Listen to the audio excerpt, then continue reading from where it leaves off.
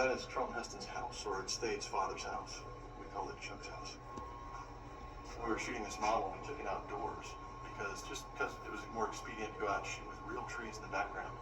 So we found a location near Island where we could go outside, we could set it up, and in the far background we had huge real trees. In the mid-ground we had trees that were left over from our Jungle Crush set. And then in the foreground we had the small trees that appear on the model. And then they'll probably go in later and post and add some real trees also.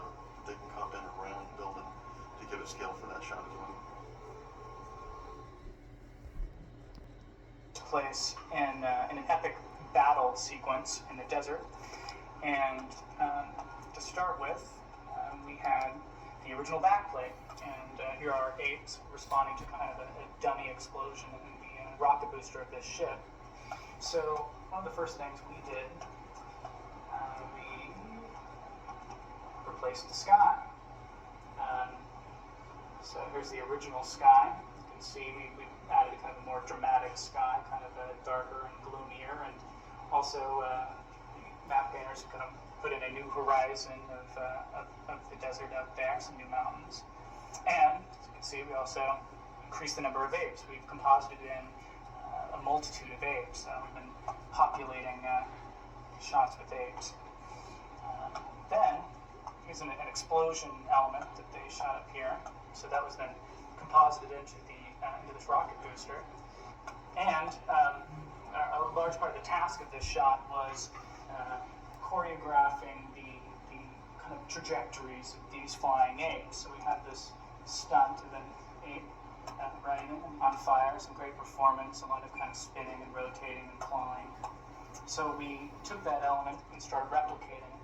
Here's some motion paths, so we started kind of animating their trajectories. We gave them a little bit of rotation. And as we give them some depth here, so we're kind of rotating around them in 3 dimensions. So to seal the deal, we added huge kind of glowing flare, kind of flash out, fog out the frame, nice camera shake to enhance the shock wave. And the end result is this. Totally carnage.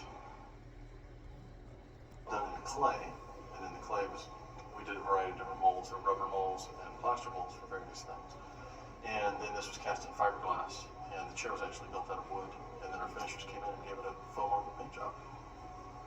This is one of 2 variations that we did, and the first one was one that was based on a sculpt that we got that came up from LA, and it was slightly different from the actual Lincoln Memorial. There were subtle differences to it in terms of the posture and the size of the chair and that sort of thing. And Tim Burton and Rick Heinrichs came and looked at that.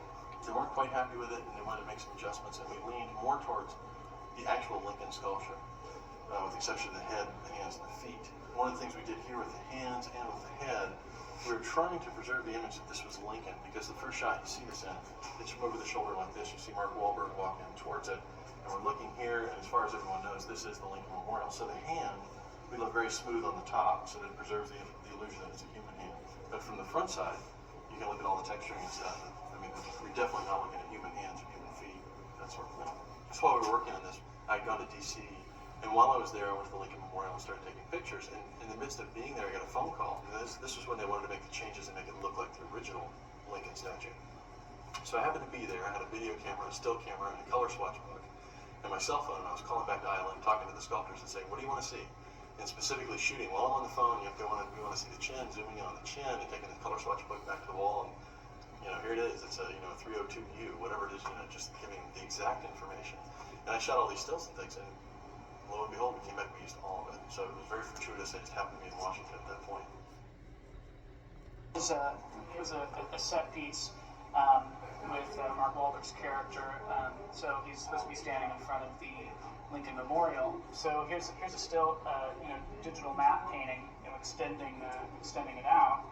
But the challenge on this shot, of course, is all of the interactive light, because you have all of these sirens flashing different lights on columns and on the steps. So what we had to do was connect areas and track colors in all of these different areas in the actual kind of live action plate, which is here, and have the map painting reflect all of that same kind of color interplay. So I'm actually constantly color correcting it to match certain areas to other areas. And then, of course, all of the foreground characters have to be rotoed back on onto this scene. And then, of course, we're interested in the last shot of the movie. So here's the reverse of that same shot. The supervisor, Bill George, anytime he looked at this shot, would say, "You are so busted." So this is the "You are so busted" shot.